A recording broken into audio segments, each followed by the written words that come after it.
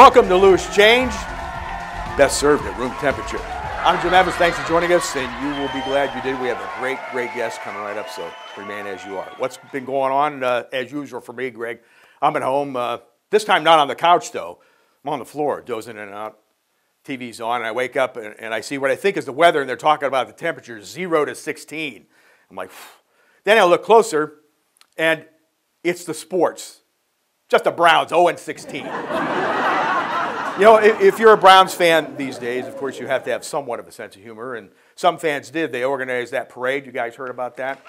In protest of management and tongue-in-cheek type of thing. But thousands of people showed up for it in really bitter weather.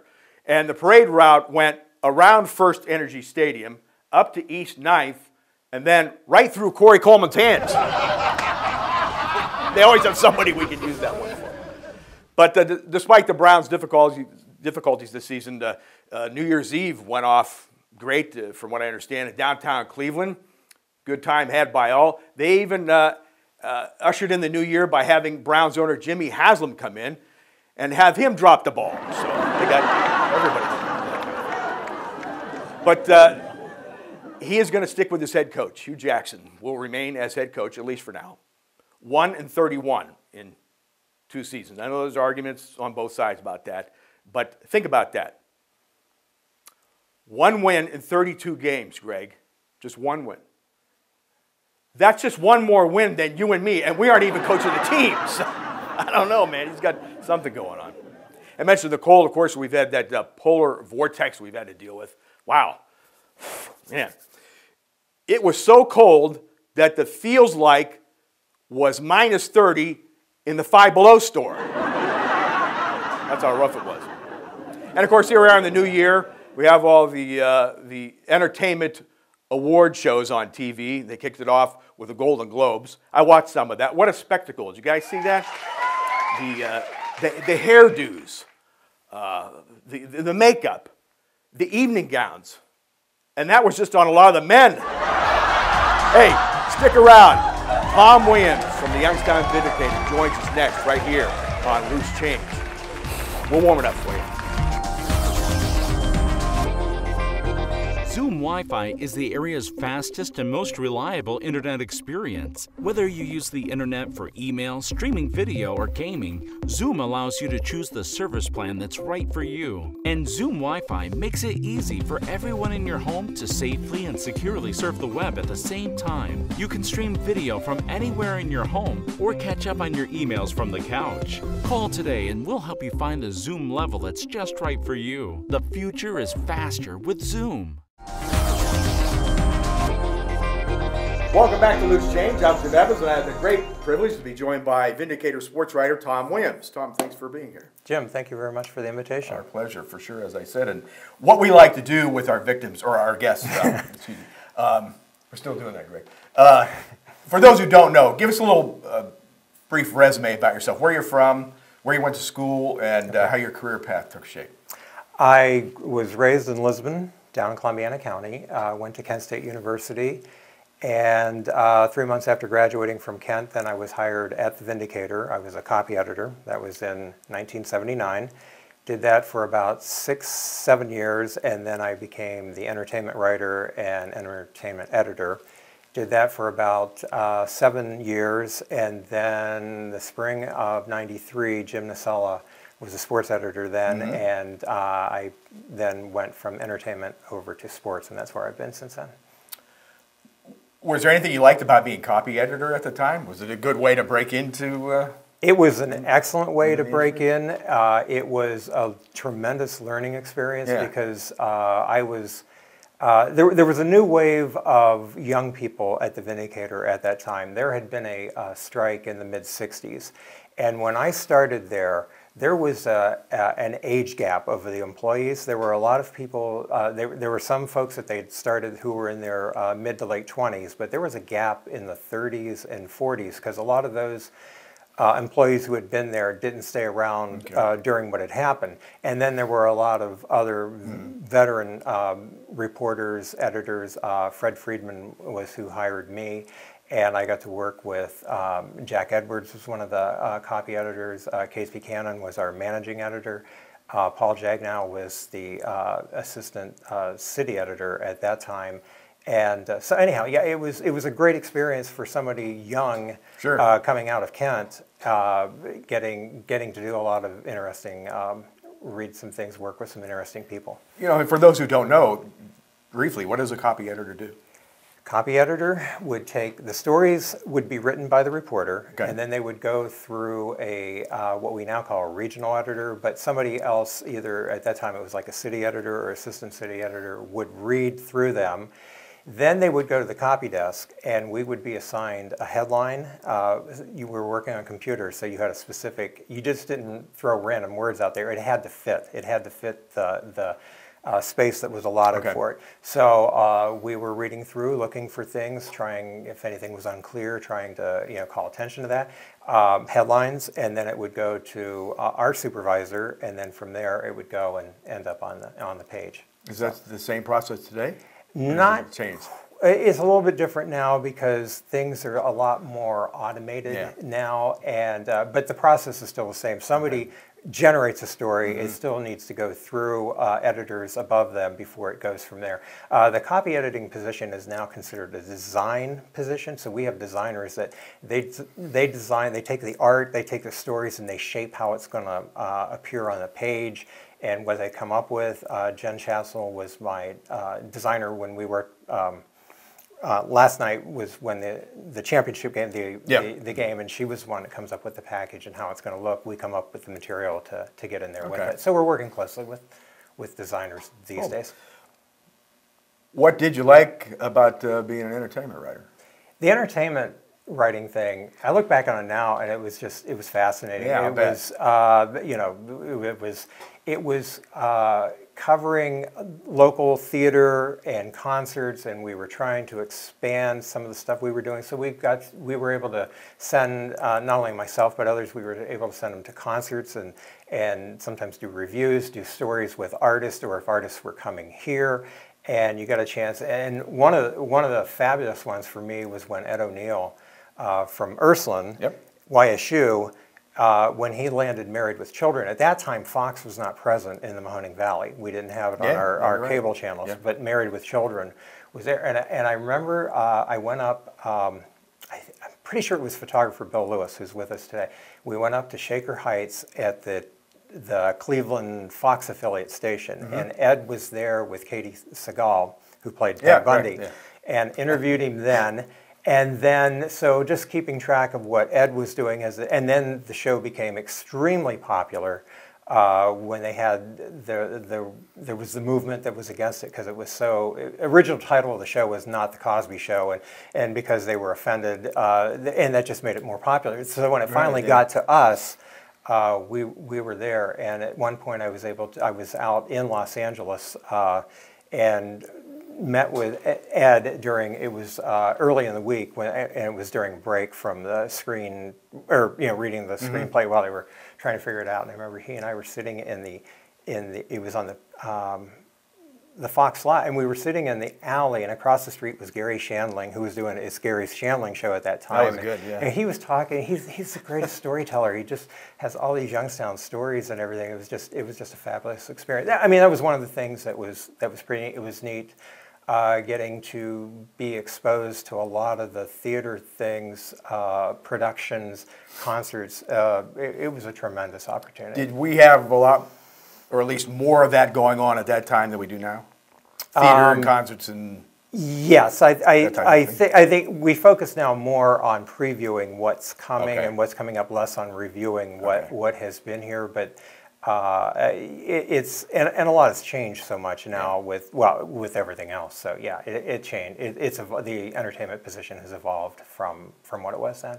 Well, sports is entertainment in itself. So how did that take place? Or you mentioned the sports editor at that time, but what was that like for you to move from one to the other? It was something that I had been thinking about for some time. We didn't have a lot, at that time, we didn't have a lot of turnover in the sports department, so it wasn't something that you really thought about, oh, I'm just going to go in one day and I'm going to. But then we did have a retirement, and they were looking for a replacement, and then, long story short, at some point, Jim Nacella was our sports editor at that time, and he made a pitch for me. And they decided to do a little bit of shaking up. So Deb Shallis became our entertainment editor, and I moved over to the sports department. And so it was similar experience because you're dealing with people that are on a bigger stage maybe than what everyday life is a little bit. You started talking to, interviewing or being part of interviews with, athletes that were not just regional, not just here, but a little bit. That was part of it, but also with some of the regional athletes and whatnot. And so an example of that was Jerry Olszewski, who's right now he's the Steelers linebacker coach with Joey Porter. And he, at that time, was a Steeler, Cheney graduate. Yeah. And then I think it was the third NFL season that I was in sports was when they went to the Super Bowl in Super Bowl 30 that they played Dallas in Arizona. And I was at the game for the Vindicator covering that. And talking with Jerry after the game was over. The Steelers lost the game 27-17, but it was close. And then O'Donnell threw an interception that made it. It went from 20-17 to 27-17, and that was a pretty tremendous experience getting to do that. But what was it like covering the Super Bowl? I never had a chance to do that. It was intimidating because you get there and you're just, I don't know. I'm one that I wasn't sure exactly how it was going to go, and so you're kind of worried about, am I going to let everybody down by not coming up with something? And to tell you the truth, there's so much going on that was not an issue. That wasn't an issue at all. Yeah. But I do remember the game was played at Tempe at the University of Arizona, the state, not the one that they have now in Glendale. So it was at night, and it was 2-hour time delay from here. But when the sun went down, it got cold. So I remember for that night, at that time we were an afternoon paper, so you had all night to write. I ended up writing 5 stories that night. Oh, wow. It was a game story, a column, something on Jerry Olszewski. There were some people from the Mahoning Valley that were there trying to track them down. It was crazy. It was a crazy night. It really was. And afterwards, it just felt like, wow, that was really something, and what a great opportunity to get to do it. But it was tough. You mentioned, of course, it was an afternoon paper. Now, a different scenario, and I'm out covering games, and I see the newspaper guys and the writers, still there, in the press box, and they're still busting their stuff out. Yeah, it's much different now because before, when we were an afternoon paper, there was a night crew that would work, and you'd cover a game, and you would take the information that would come in from pretty much at that time it was phone calls that was coming in, sometimes fax, but mostly phone calls, and work those stories up. And then in the morning there was a fresh crew that came in that put everything together, put it on the page, and so on. When we then became a morning paper in 2005, the deadlines, everything just changed, and instead of, you didn't have all that time. So now you have so much time to prepare and to write your story, because you can't take all night long on it. There's other things that have to be done in order to meet that deadline. So it's changed tremendously that way. What makes a good writer? Someone who listens and someone who's paying attention is something that's that's something that sometimes I need to do a better job at doing. We all do, but it's very important to listen to what you're hearing and then go from there. Were there other writers, maybe even sportscasters perhaps, or entertainment people that you emulated or kind of fashioned a pattern after when you were coming up? Coming up, I'm not really sure, but working alongside Rob Toder, who was at that time he had been hired at the Vindicator about 90 in the sports department, and so when I moved over in '93, he was someone that I really paid attention to what he was. I learned a lot from what Rob was doing, how he handled himself, how he conducted himself, and on the learning from that. And then later, going younger when Joe Scalzo joined us. Yeah. I believe he became full-time in 2001. And Joe just brought this energy, this life, nobody loved his job more than Joe Scalzo. He's now at the Canton Repository. Right. And he was with us up until 2 years ago. And he just, the energy, the vibrancy that he would bring, it rubbed off. It made you want to be more like that person. So those are two examples. Yeah, that's important to have people like that around you. Certainly when you're coming up. We're going to take a quick break and do a little bit more with you, so you can hang around, right? Okay. Yes, I can. All right. Tom Williams. We'll be right back with more Loose Change after this.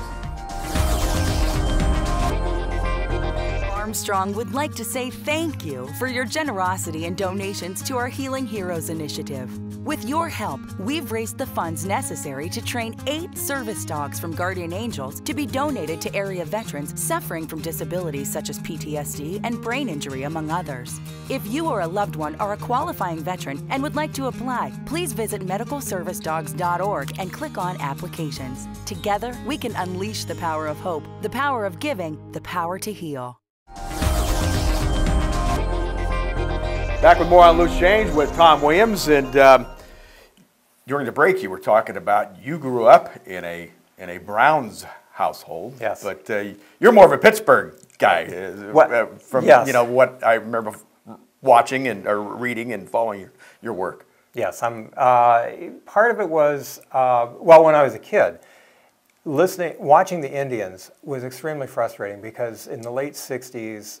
Early 70s, except for the year that Gaylord Perry pitched in '72.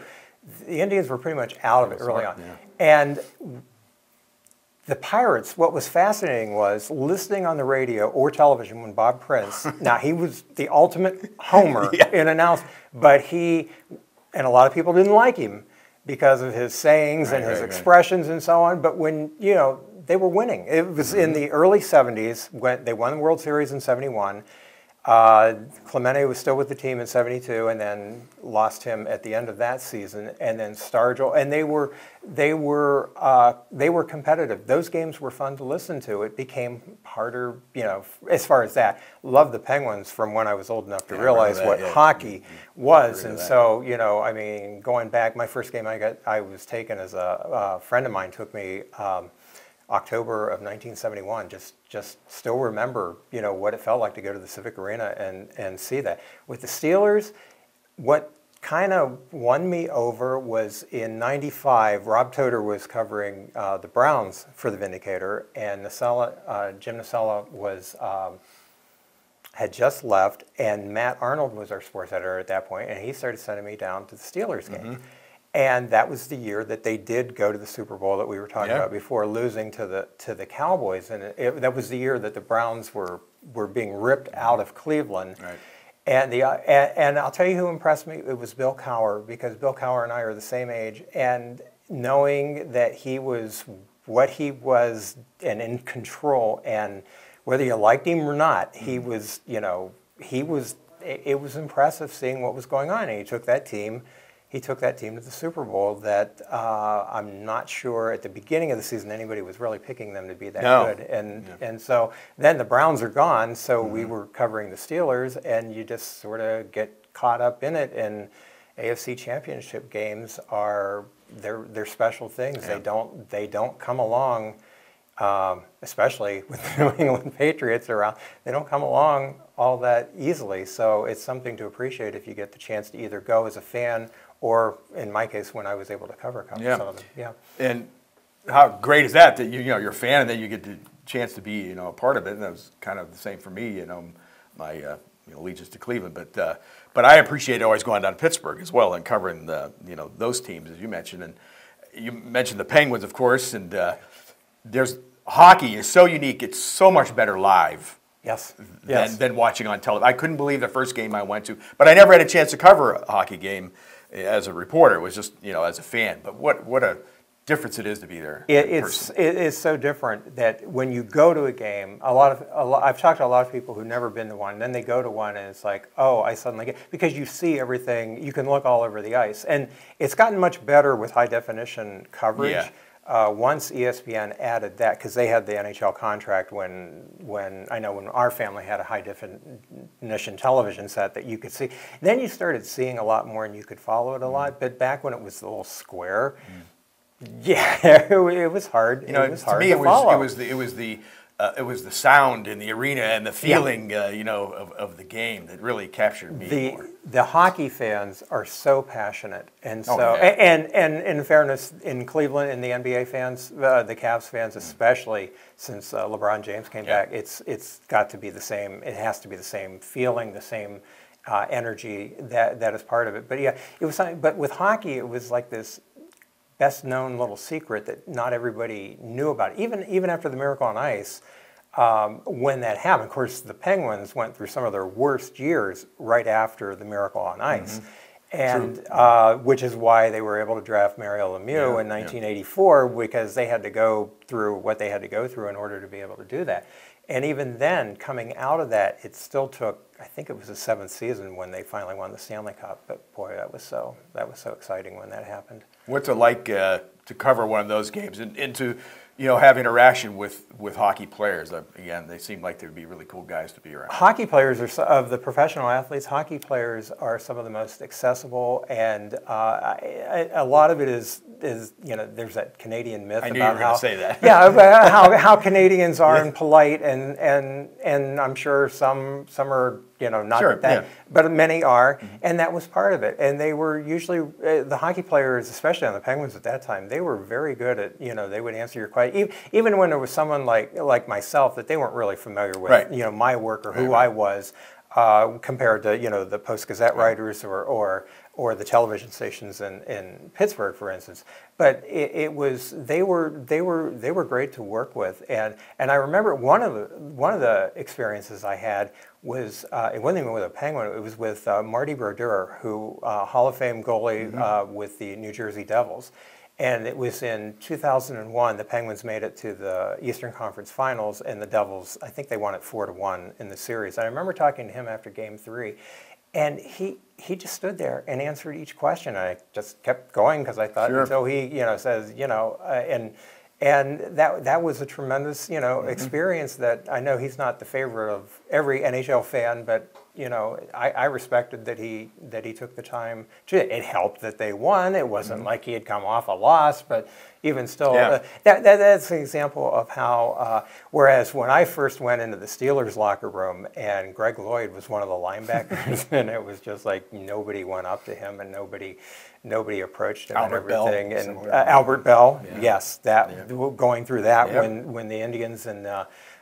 In the mid-'90s, when that happened, that was those are some interesting experiences. Yeah, I had a similar thing with Barry Bonds, who was tough to talk to at times, but he came up to me, sat down in the dugout, and we had a 5-minute conversation. No I kidding. couldn't believe it. Wow. And the same thing as you mentioned, he kept answering, and you know, we kept talking, and it was a great experience, you know, for me. So it's funny you say that. Barry Bonds. We were when I was entertainment editor, '91. We were at the Civic Arena waiting in line to pick up review tickets for Paula Abdul. She was, you know, that was, you know, and Amanda, my daughter, my wife, and my daughter were there with me. And Amanda was 6, I think, at the time, and just, you know, but you know, we were able to get the extra ticket.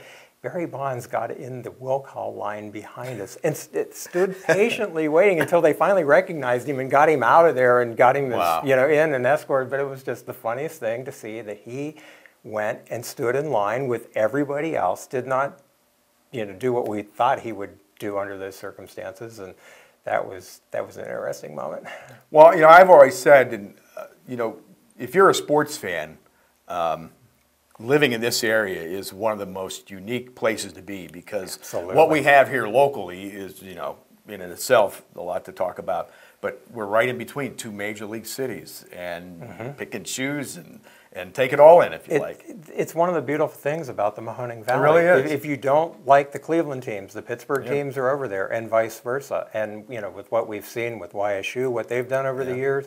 Years ago, they had the LPGA golf tournament that would come in.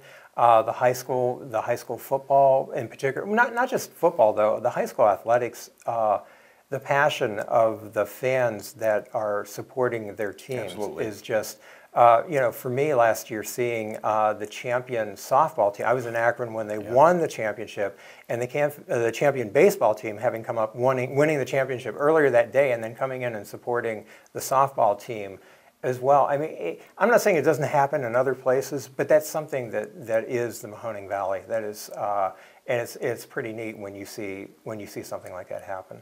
Well, as is the case with you, you know, I've had the chance to, you know, cover the major league level, and that's been really cool in a lot of ways. But in doing so, and I still appreciate it, it makes me appreciate covering high school sports maybe even a little more. Yes. The high school athletes, I mean, that is the bread and butter of what we do. And that is one of the best parts of the job, that you go out and you meet athletes or coaches, sometimes athletic directors, and we have many terrific ones here. And you learn some things about them that nobody else really knew, and sometimes, you know, I don't know, it's just fun getting the chance to see that. This fall, we did a feature story on South Range. I think they were 4-0, going for 5-0. The football team. Yep. Sorry. And one of the kids that I was talking to, wide receiver Matthias Combs, and having talked with Bazzacco and Remish, you know, who grew up in this area and everything, I found out that Combs had not grown up here. That he grew up in. His parents were from here. They had grown up in Florida, and then they moved back before his junior year to be back here. And so I asked him where in Florida he was from. He said Fort Myers. This is right after the hurricane had hit. Oh, yeah. And so I said to him, I said, you probably don't know who I'm talking about. I said, Fort Myers, Jim Cantori from the Weather Channel, they sent him to Fort Myers, and they only send him to the deadliest, worst place that they think it's going to be. And he said, yeah, that his mother was aware that Jim Cantori was there, and, you know, they were checking on friends and family that were down there. And so that went right to the lead of my feature story, that, you know, that they had experienced something like that, and they were up here safe in Ohio, checking in on, you know, the storm victims and, you know, with what happened down there. We only have a couple of moments left, unfortunately, but I hear this a lot, and maybe have you comment on it. Is print media, I don't know if in trouble is the right way to describe it, but are there challenges for print media maybe more than other media forms Yes, today? Everything changes now that we're walking around with the internet in our pocket, on our phones and everything. Everything has changed. So for print, we've had to adapt and become much more aware of what to put, you know, with the website, with stories going up. As soon as they're posted, they're there. And so that has changed. There are still, it's my generation and older, that there are readers that like to have the paper there in their hands and look at it. And it's a little bit different for those younger that we're still trying to reach with what we have, and it's challenges that not just, I mean, it's the entire industry is working on. In the last year, it seems that the New York Times and the Washington Post, because of some of the coverage that they're doing in Washington, that they've seen a surge in subscriptions. How much of that is online? How much of that is actual print? Not really sure, but it's good to know that there is an appetite for what we do, and we continue to try to do that. Well, unfortunately, we're out of time. We could go on a lot longer for sure, but I really enjoy your work, and good luck, and we'll keep following your work. And thank you very much. I appreciate having you on. Enjoyed being here. It's great talking. Thanks. Absolutely. Tom Williams. We'll be back to wrap it up here on Loose Change after this. Armstrong would like to thank our customers for being part of the Zoom Internet journey. 2 decades of speed, reliability, and innovation. The future is faster with Zoom. Well, that's going to do it for our show. Thanks so much for joining us, and thanks even more so to Tom Williams. Great time with him. And for Greg Roden, I'm Jim Evans. We will see you next time right here on Loose Change. Alexa, take us out. She's gone for the day. I'll do it.